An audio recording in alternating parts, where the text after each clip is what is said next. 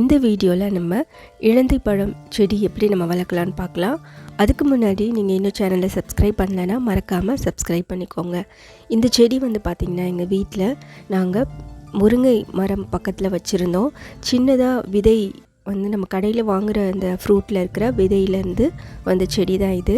சின்னதாக இருந்தது. ஒரு வருஷத்துலேயே இந்த செடி நல்லா பெருசாகிடுச்சு. பார்த்திங்கன்னா நிறைய பூக்கள் வந்துருச்சு. பூக்கள் வந்தோன்னா நிறைய காய் இதில் வந்துகிட்டே இருந்துச்சு. சரி, அதை ஒரு வீடியோவாக எடுத்து போடலாம் அப்படின்ட்டு தான் போட்டிருக்கேன். இந்த செடியை நம்ம ஈஸியாக விதையிலேருந்து க்ரோ பண்ணலாம். நம்ம கடையில் வாங்கி சாப்பிட்றதுல அந்த விதையை நிழலில் உலர்த்தி அந்த ஓட்டை நம்ம உடைச்சோன்னா உள்ளே விதைகள் இருக்கும். 2 இல்லைன்னா 3 விதைகள் இருக்கும். அதை நம்ம ஒரு தொட்டியில் நம்ம மண்ணில் நல்லா கொஞ்சம் உரம் கலந்து நம்ம இந்த விதைகள் அதில் போட்டுடணும். கொஞ்ச நாளில் அது முளைக்க ஆரம்பிச்சிடும். சின்னதாக இருக்க செடி கொஞ்சம் நல்லா வளர்ந்ததுக்கப்புறமா நம்ம தரையிலையோ இல்லைன்னா கொஞ்சம் ஒரு பெரிய தொட்டிலையோ நம்ம வச்சிடலாம். இந்த செடியை நம்ம ஒரு நல்ல ஆழமான குழி நோண்டி அதில் உரங்கள்லாம் போட்டு அதுக்கப்புறமா இந்த செடியை நம்ம வைக்கணும். ஆனால் இந்த செடியை நான் எந்த உரமும் போடலை. சும்மாவே வீட்டில் வச்சிட்டோம். எதுவுமே நாங்கள் பண்ணலை. அதுவாகவே நல்லா முளைச்சி வந்துருச்சு. நல்லா பெருசாகவும் வந்துருச்சு. சின்ன சின்ன இலைகளாக இருந்தது. கொஞ்சம் வளர வளர பெரிய இலைகளாக வந்துருச்சு. 1 வருடத்துக்கு மேலே ஆகும்போது அந்த பூக்கிற சீசன் வரும்போது நிறைய பூக்கள் இதில் வந்துச்சு. பொதுவாகவே நான் நிறைய மரங்கள் நம்ம ரோட்டில் அந்த சைட்லலாம் பார்க்கும்போது அதில் நம்ம பூக்களோ இல்லை காயோ பார்க்கல. பட் ஆனால் இந்த செடியில் 1 வருஷம் கழிச்சு அந்த சீசன் டைமில் நிறைய பூக்கள் வந்துச்சு. அதோடு மட்டும் இல்லாமல் காய்களும் நிறையவே வந்துடுச்சு. குறிப்பாக இந்த செடியை 1 வருஷம் ஆனதுக்கப்புறமா நம்ம நுனியை நல்லா கட் பண்ணி விட்டுட்டு அப்போ தான் நம்மளுக்கு அந்த கிளைகள் நிறைய வர்றதுக்கு நம்ம ஹெல்ப் பண்ணணும். அதே மாதிரி கீழே இருக்கிற கிளைகள் எல்லாம் சைடில் இருக்க எல்லா பக்கத்தில் இருக்க கிளைகளை கொஞ்சம் நறுக்கி விட்டுடணும். நல்லா கொஞ்சம் செடி உயரமாக வர்றதுக்கு நம்ம அதுக்கு சப்போர்ட் பண்ணணும். ஒரு குச்சியை வச்சு இந்த கிளைகளெல்லாம் அதில் நல்லா கட்டி நம்ம ஒரு சப்போர்ட் கொடுக்கணும். பூக்கள் பார்த்திங்கன்னா செடி ஃபுல்லாகவே எங்கெல்லாம் நம்மளுக்கு அந்த கிளைகள் இருக்கோ, அந்த சின்ன சின்ன கிளைகள் இருக்கோ, அங்கே எல்லா இடத்துலையுமே இந்த பூக்கள் நிறைய இருக்குது. தேனீக்கள், எறும்புகள் இதெல்லாமே மகரந்த சேர்க்கைக்கு உதவுறதுனால சீக்கிரமாகவே பிஞ்சு வந்துடுது. நம்மளுக்கு டிசம்பர் மாதத்துலேருந்து ஜனவரி மாதம் வரைக்குமே இந்த ஃப்ரூட்ஸ் நம்ம கடையில் பார்க்க முடியும். இதில் நிறைய சத்துக்கள் இருக்குது. இது கொஞ்சம் புளிப்பும் இனிப்பும் கலந்த ஒரு சுவையாக ரொம்ப நல்ல ஒரு டேஸ்ட்டாக இருக்கும். சின்ன வயசில் நம்ம நிறைய இதை சாப்பிட்ருப்போம், உப்பு காரம்லாம் போட்டு. இப்போ இருக்க காய்கள்லாம் ஒரு மாதிரி மஞ்சள் கலந்த இளம் சிவப்பு நிறமாக மாறும்போது நம்ம அதை அறுவடை பண்ணி வச்சுக்கலாம். பார்க்க போனால் ஒரு செடியிலேருந்தே நிறைய காய் வரும். ஏன்னா அவ்வளோ பூக்கள் இருக்குது. அது சின்ன செடியாக இருக்கிறதுனால நம்மளுக்கு கிளைகள் கொஞ்சமாக இருக்கிறதுனால அந்த கிளைகளே இவ்வளோ காய் இருக்குது.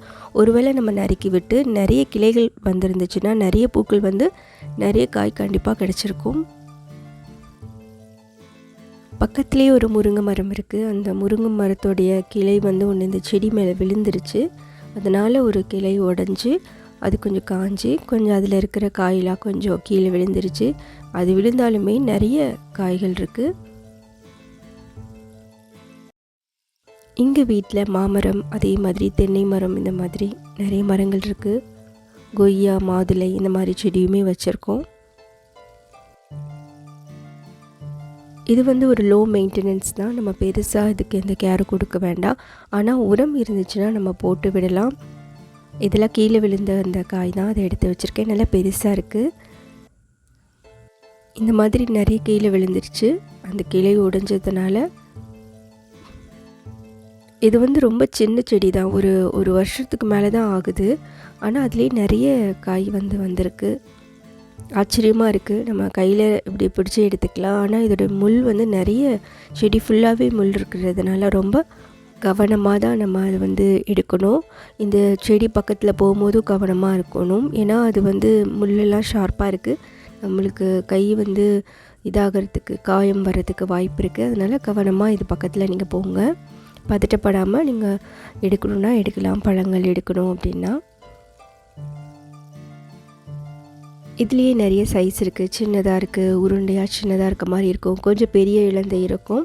ஆனால் எனக்கு சின்னது தான் ரொம்ப பிடிக்கும். நாட்டுக்காய் அந்த மாதிரி சொல்கிற சின்ன சின்ன இலந்தை பழம் தான் ரொம்ப நல்ல டேஸ்ட்டாக இருக்க மாதிரி எனக்கு தோணும்.